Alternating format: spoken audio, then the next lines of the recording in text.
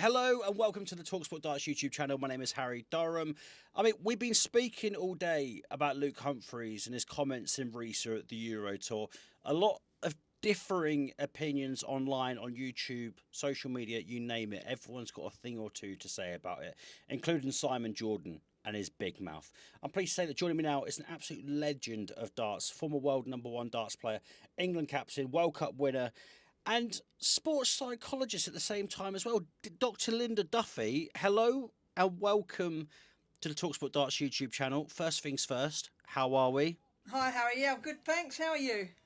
I'm all good, thank you. I was watching all of the play over the weekend, and everyone has their opinion over Luke.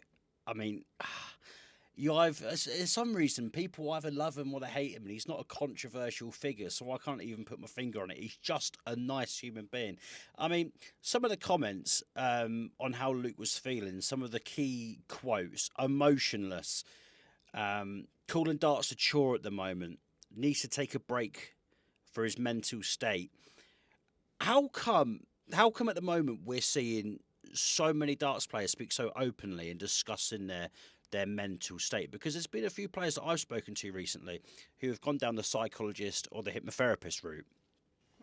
Well, first of all, they're encouraged to speak openly now about their mental health, especially young men, because they weren't traditionally, the demographic that would speak about mental health openly. So it's a good thing that they are. The sad thing is that when they do, there is a section of the public that wants to knock them down, I'm afraid. And and Luke is that one at the moment. I really don't understand why he gets any bad press, because he's a fantastic lad. He's a brilliant dart player, great world champion, great ambassador for the sport.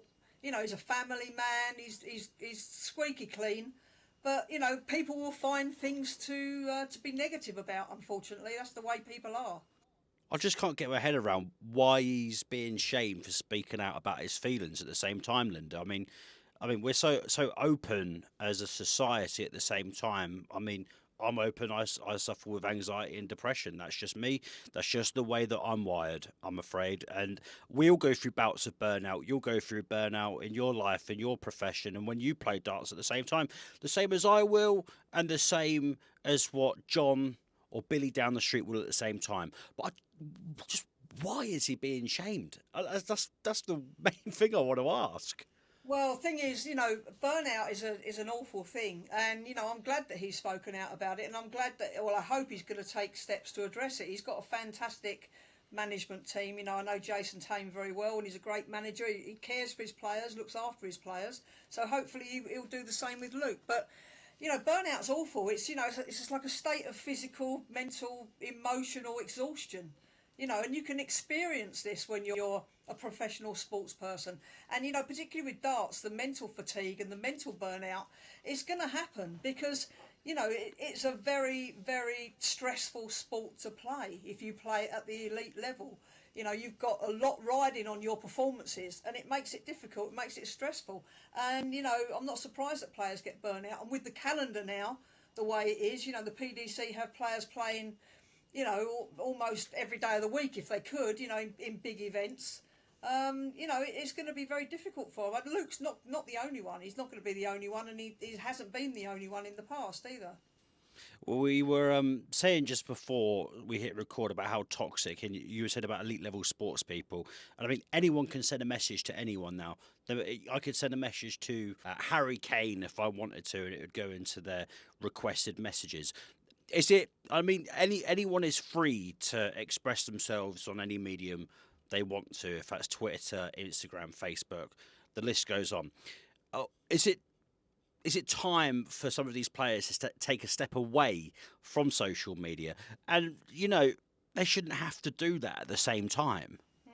Well, I think they have to. The problem is, I would advise people that I work with, and they've had similar sort of, circumstances, to not run their social media accounts, because the public can't have it both ways. They can't have direct access to the top dart players or top sports stars via Twitter and these other platforms, and then expect them not to be affected when they get a lot of negative press or negative feedback from the social platform. So you can't have it both ways. I mean, I would just say let the management company run the socials, and let the dart players do the playing, because you do have to have social media now, unfortunately, because sponsors expect it, and that's the way that a lot of events get advertised. A lot of the exhibitions they do get advertised via social media, so they need it. But I don't think it's a good idea for the actual player themselves to run it, to be honest. Is this going to be the norm where players are becoming more burnt out? You mentioned the schedule of the PDC. You got the Pro Tour, you got the Euro Tour, and then the 8 players will be going to the Premier League at the same time as well. The World Series will be coming back. We saw Rob Cross drop out of Reset this weekend because, I mean, he said he wasn't feeling 100%. We don't know what that could be. Could be burnout. He could just have the flu. It could be something else that's going on in his life. And then Godwin Price at the same time saying that he was happy with how he played, but he's played too much darts recently. So is this just now, from what you're seeing, is it becoming the norm with all of these darts players, the top elite level darts players, that are succumbing to burnout even more? I think it is. I mean, I do quite a lot of work on dartitis, and I think that dartitis is I think the sort of it's burnout really manifesting itself in a different way. It's just when your body and mind just says, I can't do this anymore. I can't take any more. I need a break. And you see it happening to players. It's the when you get burnout, it impacts an athlete's performance, and you can see it. Sometimes you can see they're not up for playing. They're not ready. They're not playing as well as they can, and it's because they play too much. It's not just the playing. When you play competitive darts, it's very, very stressful, and you're always training, practicing for the event that's coming up. And that's okay if you're only playing events like once every month or whatever, or, a series of pro tours, once a month or a couple of times a month. You can practice and prepare yourself mentally for those. But there's pressure and stress even when you're practicing, because you've got it on your mind that you've got a big event coming up and you've got to do well, and you're practicing for that event, and that in itself is stressful. So it's not even that you can relax. Everything's stressful. The training, the practice, and the competition is very stressful, and it's going from. I mean, with the Premier League is brutal, because they're playing Euro tours and they're playing Players Championship events in between the Premier League, and the Premier League they have to be there from the Wednesday morning or lunchtime, I believe, and then they're doing press, and then they're doing the playing the Premier League, and then Friday they go straight onto a Pro Tour or the Euro Tour, and this is for something like 17 weeks, 17 like weeks, yeah, that's right. 17 weeks. It's too much. You can't expect. Listen, athletes train for the Olympics. They train for the World Championships. They train for events to be at their peak for particular events. But we expect dart players to be at their peak every time they play in an event, and it's not going to happen. And Do you think the public are almost making them almost feel like they look at them as robots in a way? Because I feel like that's what we probably kind of look at footballers at the same time as well. Well, I mean, footballers bring different things to the table because there's a more physical sport, obviously, and burnout in footballers means quite often they get more injuries than they would normally if they weren't psychologically burnt out. But with dart players, okay, it's not that physical, although it is, it can be physical because of the practice and the travelling and the playing, in long events. So it's just the public just think that, they're playing darts. It's easy. How hard can it be to stand in front of a dartboard and play darts against an opponent? Well, get up in one of the Premier League halls events and try it yourself and see how hard it is. It's grueling. It's grueling. And they don't understand how psychologically strong these lads and girls are that play darts at the top level. They're magnificent, when it comes to the psychology of the game. That's why they're there. That's why they're playing in the Premier League. And you think about as well, you mentioned about the training. A lot of these darts players in the modern day, and they would have had it back in the day as well, when the likes of Eric Bristow were playing, they have training partners. So Luke Humphries' training partner is Stephen Bunting. And the last 2 times that they've met, Stephen Bunting has beaten Luke Humphries. And that is something that's probably playing on his mind at the same time as well, where he's got that pressure still in training. If he's playing by himself and he's not securing any doubles on the outer ring, he's still training against one of the world's best at the same time. Do you think? Do you think the anxiety has sort of elevated over the last couple of years due to everything that's happened with the Luke Littler effect? All of these players, of course, have played their part in the new resurgence of darts, but it's gotten to a point now where it feels like we're at a turning point where everything is starting to go under a massive microscope to the point where, it's elevated this much and it's brilliant for the spectators, brilliant for the sport. But has that played its part in it too? Just the way that it's lifted over the last couple of years, which will probably won't help their anxieties when they're up in the hockey. Well, I think it's probably, you could argue that it's helped Luke Humphries, because even when Luke won the World Championship, he didn't really get the coverage that, I think he deserved as a world champion, because Luke Littler took the limelight. And of course, Luke Littler now, has won the world since then. And he sort of I think Luke Littler takes the limelight away from the other players a lot of the time, because it's let's go and see Luke Littler. How's Luke Littler doing? Oh, Luke Littler's out of the tournament. Oh, he got beat today. It's all about, let's watch Luke Littler. So he's at the moment he's just taking it in his stride. Like water off a duck's back, and it's not really bothering him. But let's, I hope it doesn't have a detrimental effect on him going forward. So I don't think it's that with Luke Humphries at all. I think he went through something similar to Gerwyn Price. If you remember the first time Gerwyn Price played in the Premier League, he hated it. He couldn't stand it. He was away from home too much. He's got a wife and two beautiful daughters. He didn't want to be away from them. And it got too much for him. It happens. Luke Humphries has, he's won an awful lot of events. If you look over the last 18 months, how many events has Luke won? Or a little longer than 18 months maybe, Yeah. He's won so many events, and that brings with it an awful lot of psychological pressure. And he's going to have dips in his performance. He's going to have times where he just doesn't feel like playing darts. It doesn't matter how much money he earns. It doesn't matter how much he's being paid. It's not about that. People have said on social media, oh, why is he moaning? He's a millionaire. He's this, that and the other. It's not the point. He's talking about his own mental health. And that comes before anything. And he needs to factor in breaks. Once he's got this, in my opinion, and I'm not his manager, obviously, but, once he's got this, Premier League done and dusted, he needs to give himself a proper break. He's earned it. Michael Van Gerwen's got the right idea. He more or less takes January off. Yeah, he once does. Yeah. the Worlds are finished, he takes January off. He goes away with his family. He goes and relaxes somewhere really nice, away from the limelight, away from everything, and he really decompresses. And that's what players need to do. They can't keep up the mental fatigue all the time. If Luke was to call you off the back of this interview and you had to give him some advice, what would be, from what you've seen and his mannerisms on the stage at the same time as well, where he's letting too much out, he's giving too much away to his opponents, and he's made these comments at the same time as well, what advice would you give him?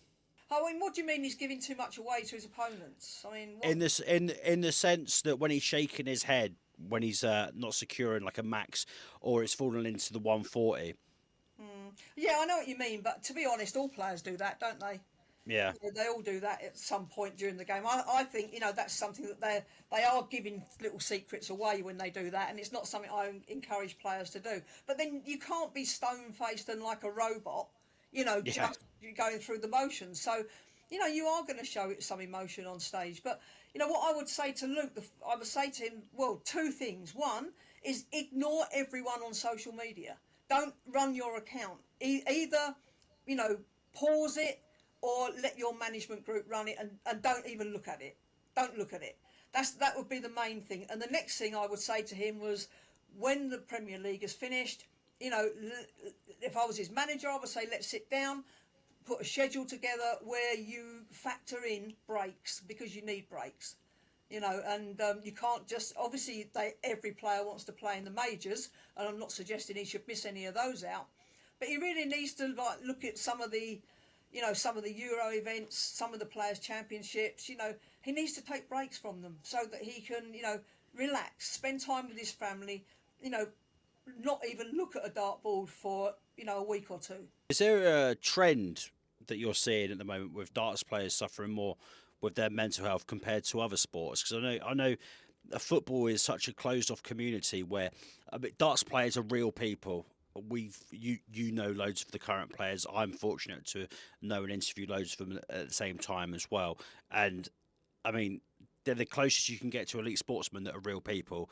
Um, so we're seeing a spike in the sense of darts players A doing more for their mental health and B speaking about it. I mean, it's a great thing. I think personally that they are speaking about it. Yeah, I mean, I don't know if it's a spike. I think they are encouraged to speak about it because they're, predominantly young men, although we've got the women's tour. I'm not ignoring women, don't get me wrong. But as I said earlier, traditionally it's men that haven't spoken about their mental health. So, I don't know if it's a spike, but certainly more people are opening up about it. But you know what? More, now in 2025, people are earning more and more money out of sport. They're playing more and more sport. More is expected of them. They're getting more TV coverage. So sport is a massive industry. So I think that goes hand in hand. If you're a top sports person now, you are in the public eye, a lot more so than sort of 20, 30 years ago. And, mix that in with social media, any Tom, Dick or Harry being able to get onto, online and start insulting you right, left and centre, that shouldn't be allowed, but it happens. That's why I say, players shouldn't be looking or reading their social media accounts because, you have to be a pretty resilient person for that not to affect you when you see people being negative towards you. And all you try and do, particularly like in Luke's case, all he ever tries to do is be nice. Yeah. And he gets knocked down. Is he getting pressures from anywhere else? Do you reckon? I mean, I'm not saying this about this could be down to any player, but is there anything like sponsors or anyone else that's like pretty much making him do these games? Well, I mean, obviously, if you're well, Luke's with Red Dragon, isn't he? So if you're, Yeah. Red Dragon are paying him, I would think, an awful lot of money, six-figure probably, per year to be with them, and to endorse their products, play with their darts, flights, they're going to want, implicitly in that contract is the fact that he's going to have to play darts and be in the public eye for them to give him that money. So they're not going to be best pleased if he says, well, I'm not going to play for 3 months. Because they're going to say, hang on, we've given you a lot of money to go out there, play with our products and endorse them and advertise them. So, yes, there is pressure, but, people know that when they sign the contracts. Perhaps they should start talking to the manufacturers and the other sponsors that they get and say, look, I might be getting paid this for a year, but I am going to take breaks throughout the year. I'm not going to play in every event, so you have to accept that. Going to be a case as well where Luke probably might even like feel bad that he's got people depending on him or relying on him, and he just doesn't want to let them down at the same time because you can't really think of a Euro tour that Luke would miss out on. I think last week he didn't play in the Pro Tour off the top of my head, but is it probably that thing that he's got in his head? He's like, I've got a family, I've got a manager, I've got the fans, I've got all of these things that I feel like I just need to be there. Well, Luke has to decide that if he wants this to be... I mean, he's young. What is he, 30, 31? 30, yeah. Yeah. If he wants to have a long career in darts, if you use someone like Phil Taylor, Simon Whitlock, Gary Anderson, Peter Wright, all these people played well into their 50s, yeah? So if he wants to have longevity as a dart player, then he needs to look after himself and look after his health, physical health and mental health. And people around him need to understand that he can't play in every tournament now for the next 25 years. That's not going to happen, yeah? So he needs to pick and choose. That's one way of looking at it. Second way of looking at it is Luke might be thinking, I'm only 30, I've earned a lot of money, life-changing money up to now. I'm gonna really, really, kick the stuffing out of this game for the next 5 years and then I'm going to retire. If he's looking at it in that respect, then he needs to play in every event he can. But then his mental health is going to suffer. He's going to lose his motivation. He's probably going to get mood swings. He's going to get, repetitive injuries probably. So all these things, persistent fatigue, all these things that go hand in hand with burnout, he's going to suffer unless he looks after himself. So he's got those two choices, hasn't he? Last one from me, Linda. You mentioned about dartitis, and I want to ask you this as well because it's something that I find so interesting with me being a player at the same time, an amateur player that is, but I play it probably about 2 or 3 hours a night. With more tours, more matches, more exhibitions, more training, more exhaustion, could we see more cases rise in dartitis over the next couple of years?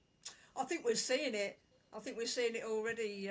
You know, I see lots of people come onto my socials. Lots of people contact me at the university. You know, I work at Middlesex. We have a good research team there.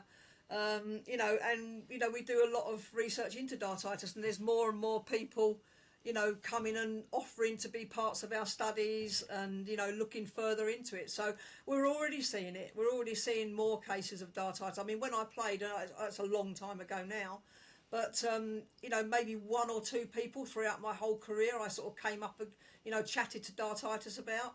I mean, I sort of got a little bit of it myself. You know, a few of us got it. As you know, Eric got it really badly in the end. Yeah. You know, so there were a few instances of dartitis, and that was probably, you know, repetitive strain, you know, a sort of form of burnout, playing too much, not getting enough breaks. But I think now there's more and more instances of, you know, very high profile players getting it.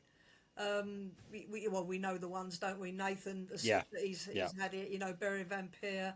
There's a few others. You know that when I look at them, I think that they've definitely got the makings to, you know, or the potential to become the next sort of dartitis victim, if you like. You know, when you watch them throw.